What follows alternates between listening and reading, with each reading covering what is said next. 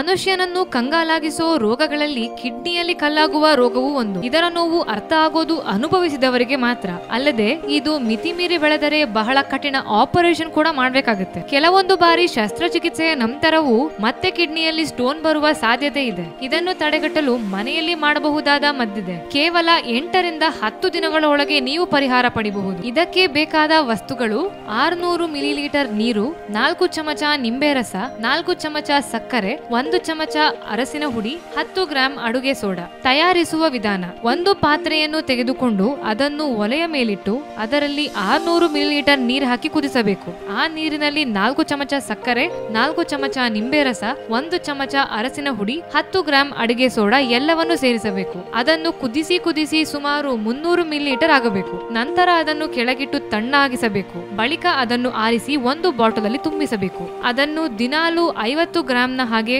3 ಸಲ ಸೇವಿಸಬೇಕು. ಇದನ್ನು ಸತತವಾಗಿ 8 ರಿಂದ 10 ದಿನಗಳ ಕಾಲ ಸೇವಿಸಿದಾಗ ನೀವು ಕಿಡ್ನಿಯ ಕಲ್ಲಿನಿಂದ ಪರಿಹಾರ ಕಾಣಲಿದ್ದೀರಿ. ಈ ಮದ್ದು ಸೇವಿಸುವ ಸಂದರ್ಭದಲ್ಲಿ ಮಾಂಸಾಹಾರ ಸೇವನೆಯನ್ನು ನಿಲ್ಲಿಸಬೇಕು ಮತ್ತು ಬದನೆಕಾಯಿ ಹಾಗೂ ಪೇರಳೆ ಹಣ್ಣನ್ನು ತಿನ್ನಬಾರದು. ಇದಲ್ಲದೆ ಕಿಡ್ನಿ ಸ್ಟೋನ್ ಆದಾಗ ಬಹಳ ಉಪಯೋಗಕರವಾದುದು ಬರೀ ನೀರು ಸಹ. ತುಂಬಾ ನೀರು ಕುಡಿದರೆ ಸಣ್ಣ ಪುಟ್ಟ ಕಲ್ಲುಗಳು ಕೂಡ ಆ ನೀರಿನೊಂದಿಗೆ ದೇಹದಿಂದ ಫ್ಲಶ್ ಔಟ್ ಆಗ್ತವೆ. ನಿಮ್ಗೆ ಈ ಟಿಪ್ ಇಷ್ಟ ಆಗಿದ್ರೆ ಲೈಕ್ ಮಾಡಿ, ಕಮೆಂಟ್ ಮಾಡಿ, ನಮ್ಮನ್ನೇ ಡಾಕ್ಟರ್ ಚಾನೆಲ್ಗೆ ಸಬ್ಸ್ಕ್ರೈಬ್ ಮಾಡಿ.